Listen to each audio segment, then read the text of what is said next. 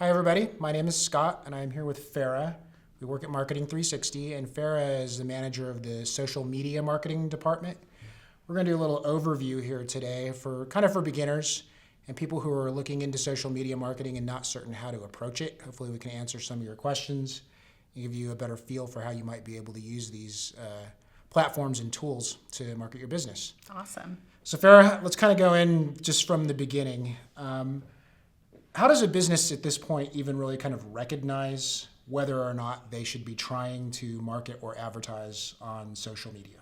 That's a great question, and the best answer is everyone should be on social media marketing and advertising their business. The reality is that almost everyone is living on their social media accounts. Whether it's Facebook or Instagram or YouTube or Twitter, almost everybody has those social media platforms that they're using on a daily basis, and it's really important to be in front of them. Okay, that's good. Now, that's an interesting question. I'm going to test you a little bit on this. Okay. Now, let's say, for example, my target audience is older folks, maybe, let's say, 50 to 70-year-old demographic. And let's say it's mainly men. Let's take Instagram, for example.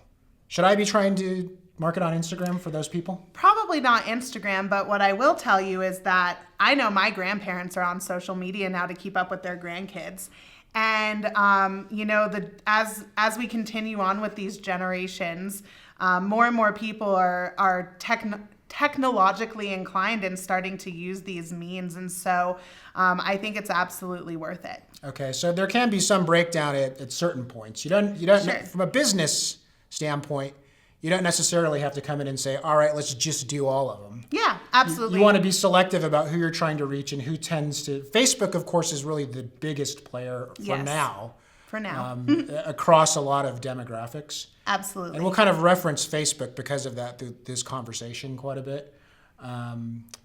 But you don't.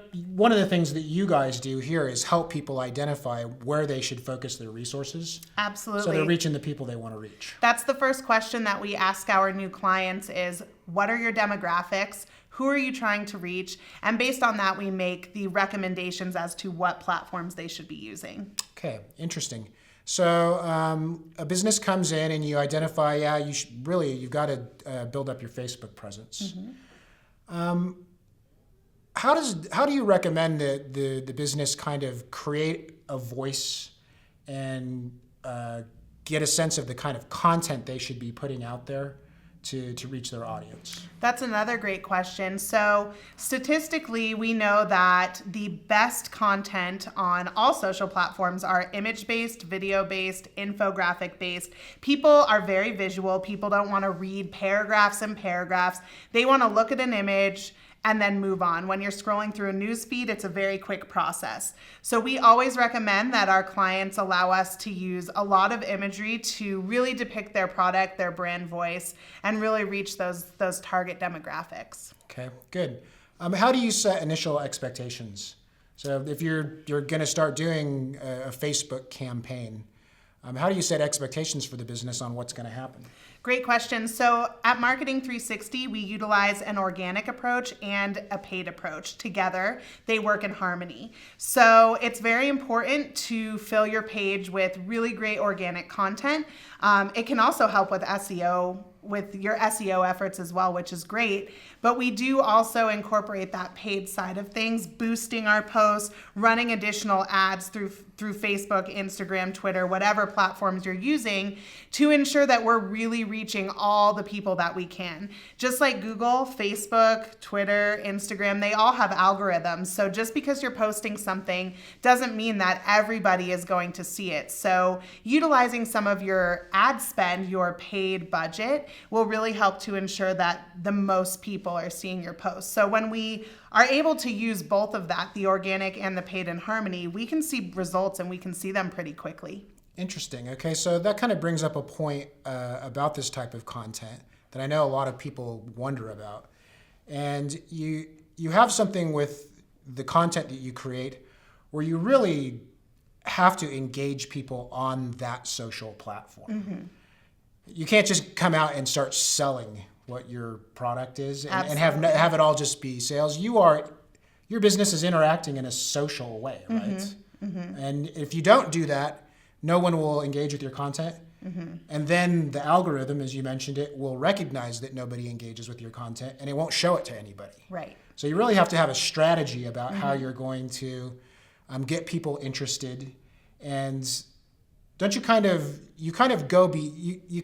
broaden the topics a little bit, don't you? Absolutely. So we have a golden rule that we use on the social media team, and that is the 10% self-promotional material. So of everything that we're posting, 10% of that can be self-promotion, meaning direct links to a product, direct links to a service page, really salesy content. 30% of what we post can still be about your business and your product, but we want it to be more generic. Maybe some really great blog posts that have been put out, general information about the company, anything cool that you're doing within the community. And then 60% of what we're putting out there is completely not related to your company or your business. And that doesn't mean that we're not sticking within the confines of your industry or your target demographic, but we're sharing some really great content that might not be directly from your business. And that 10, 30, 60 rule tends to be the best. That's really interesting. And we see that a lot of that with online marketing now. As you're creating a content strategy, you have this kind of off-topic, or I've heard it called shoulder niches too. Kind of, it's a related niche to what you do, but it's not directly about you all the time. Because you just can't engage people if that's the only kind of thing you put out. Right. There's also the actual paid advertising component of this with something like Facebook lead ads. Yes. Talk a little bit about that part of it and kind of some of the more direct lead generation stuff you might also do. The Facebook lead ads platform is a really, really great platform for conversions. And when we're talking about the paid side of Facebook or Instagram for that matter, and what we're utilizing there, that can really all be about your business. When we're putting a lead form out there, obviously the content on that lead form needs to be all about you.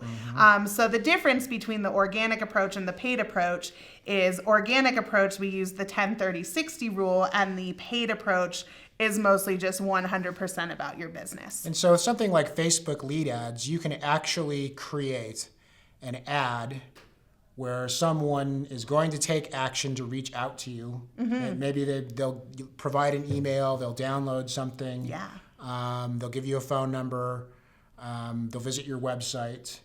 And that is a direct lead generation effort right there, a direct lead generation campaign. Absolutely. Tactic. And what's super awesome about the Facebook lead generation ads is people can fill out a form directly on Facebook and never have to leave their news feed. When you're at home scrolling through your Facebook news feed at night, the last thing you really want to do is have to click through tons of pages to get where you're going and then have to go back to your news feed and figure out where you're at. So what Facebook has done is they've created these lead generation ad forms where you literally click it, fill out the form, hit done, and you're right back at your news feed. So it's very quick and very easy for users, including on mobile devices. Yes, which is really important. And since Facebook has all of your information or whatever information you've given to them, when you click to fill out a form on Facebook, it's going to auto-populate that form with all of your information already. So it's an extremely fast process. It's cool. How active overall does a business need to be on a platform like Facebook? Really active. We know now that people are going to Facebook to actually search for businesses. Now Facebook has a recommendation program where people can say, hey guys, I'm looking for recommendations on these things. And it actually pops up, a map will pop up, and their friends can start making recommendations to them. Let's say I'm getting married and I'm looking for a DJ. I can put a post out there that says, hey, I'm looking for a DJ for my wedding. Does anyone have recommendations? And as people are telling me who they recommend, it's literally populating a map. And part of that is going to be, once I have those recommendations, the first thing I'm going to do is click to those Facebook pages, probably before I go to the website. So it's really important to be active. So you can do that kind of thing, having a strong presence, and it starts to turn into kind of digital word of mouth, a referral process. Absolutely. So it's pretty powerful for a lot of different types of businesses. Oh, yes. In that regard. You might think if you're a local landscaper, for example, do I really need to do this? But when you think about that kind of thing happening, it's a pretty big deal. Absolutely. And that's a great example. Building yourself somewhat of an online portfolio on Facebook of images of what you've done in your landscaping business and the beautiful landscapes that you've created are extremely important. Let's talk a little bit also here about how you target audiences. Because I know I've been researching this some, and it's pretty impressive on something like Facebook, the way you can choose demographics and even what they call psychographics, which is more personality traits. And you can kind of choose through those things and have your ads show up, correct? Right. For really a very specific kind of audience. We can get so targeted now. The ad platform through Facebook and Instagram, even Twitter now, has become so robust. And we can really, really hone in on a target audience. We can go so far as to target people who have specific jobs. Okay, so a job, income. Kids between the ages of 3 and 5, where they live, as specific as a county or a small town. You can even create a lookalike audience. If you say, I want to target people who've liked let's say you're an e-commerce business and you're selling beauty products. You can say, I want to target the people who have already liked the Sephora page, and we can create an ad that is targeting people who have liked the Sephora Facebook page. Cool. So you can really get a sense of their interests. Absolutely. And target ahead of time those things.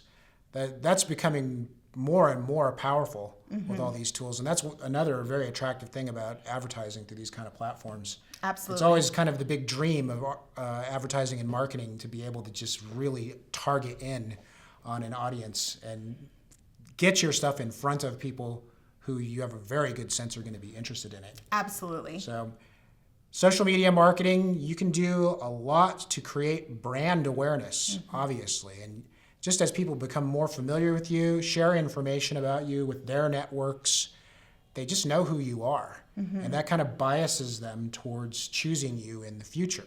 Absolutely. Powerful thing about social media. And then, of course, really increasingly sophisticated direct advertising and direct response advertising right off the platform. And the quicker you can get someone to act, it's always the better. Absolutely. So there's a tremendous amount you can do. If you want to get more specific about your business, you can call in and you can talk to Farah and other people on our social media marketing team for a consultation. And at this point, with the way people are on mobile devices and as popular as social media is, like Farah said at the beginning, there's very few businesses that aren't going to find some ways to be successful with marketing by being on there. Absolutely. Great. Thanks, Farah. Thank you. Thanks.